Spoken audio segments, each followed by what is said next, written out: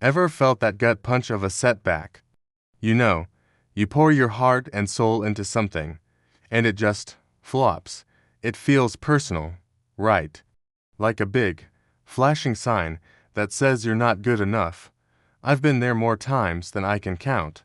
For years, every mistake, every rejection, felt like a judgment on my worth. It was exhausting and honestly, it kept me from taking risks. But what if I told you that this entire perspective is wrong? What if setbacks aren't stop signs, but road signs? What if they're not verdicts, but valuable, personalized feedback? Let's break this down. Imagine you're learning to play the guitar. You try a new chord, and it sounds awful, a total mess of buzzing strings. Is the guitar telling you you're a terrible person? No, it's giving you feedback. Your fingers are in the wrong place, or you're not pressing hard enough. The setback, that horrible sound, is just data. It's information you can use to adjust your technique. Now, apply that exact same logic to everything else. A business idea that didn't take off, a job interview that went south, even a relationship that ended. These aren't failures, they are feedback. The problem is, our brains are wired to see threats. A setback triggers our fight or flight response. Cortisol floods our system, and we feel stressed, anxious, and defensive. We instinctively want to blame someone, ourselves, others, the universe, because it feels easier than facing the discomfort. But a constructive learning environment, whether it's in your own head, your family, or your workplace, is one that intentionally rewires this reaction.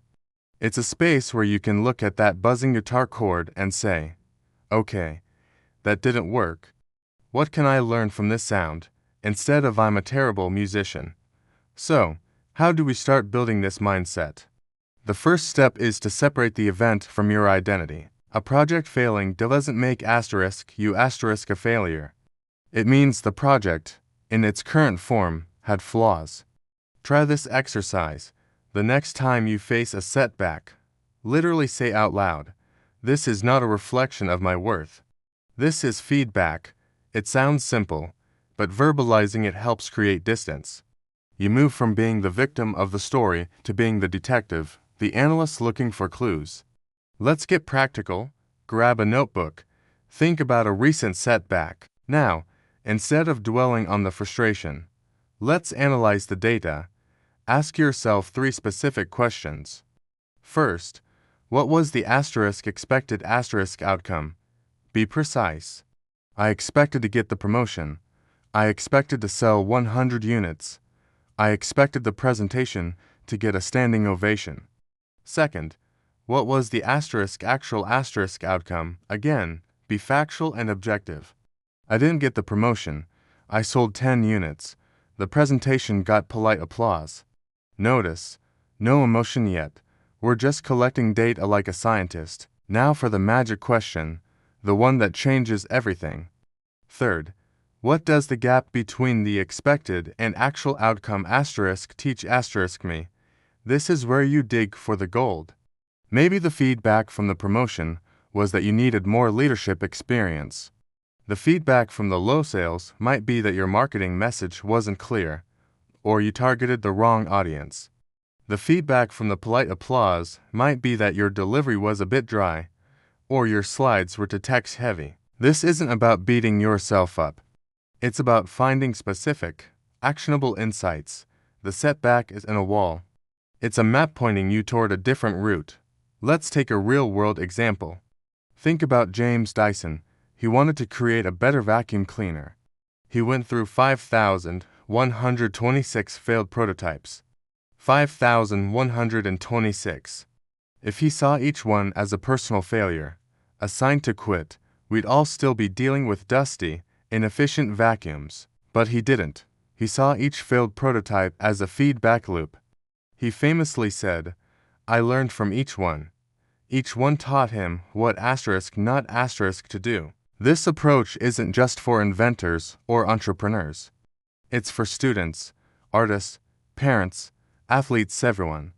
A grade on a test in a judgment of your intelligence. It's feedback on your study methods or your understanding of the material. A cake that comes out of the oven burnt isn't a sign you're a bad baker. It's feedback that the oven was too hot or the timer was set wrong. Seeing it this way removes the emotional sting and empowers you to make adjustments. It shifts the narrative from "I can't do this" to "How can I do this differently?" This is especially powerful when we're trying to create a constructive environment for others, like our kids or our team at work. When a child brings home a bad grade, our knee-jerk reaction might be disappointment, but what if we treated it like a data point? Instead of saying "I'm disappointed in this grade," what if we said, "Okay, let's look at this. This test is giving us some feedback.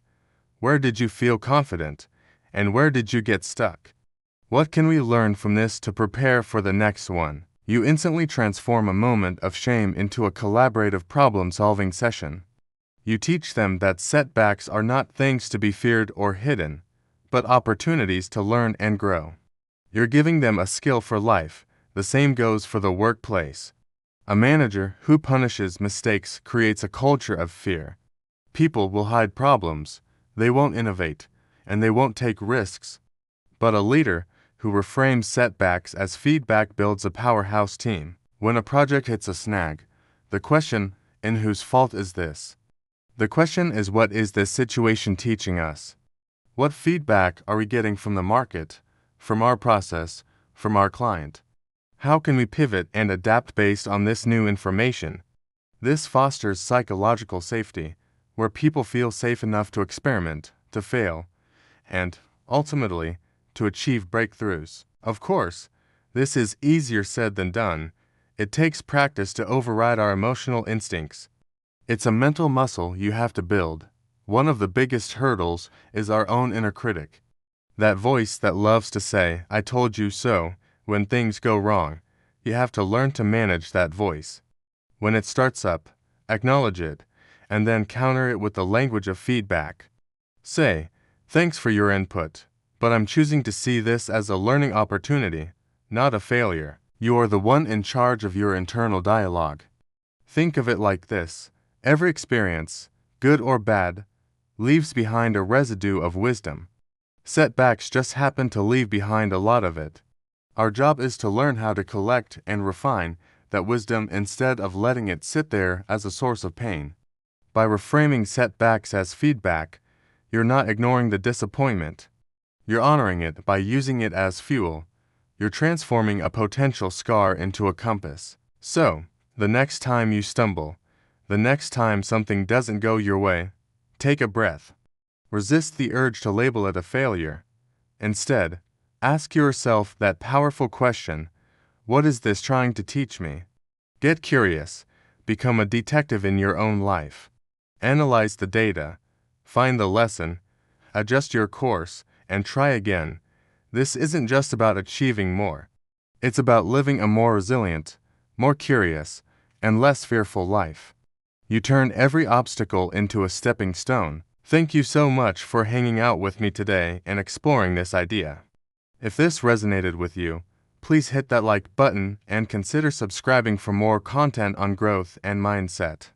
I'd love to hear your thoughts in the comments. What's a setback that you later realized was valuable feedback? Sharing our stories helps us all learn. Until next time, keep learning, keep growing, and be kind to yourself.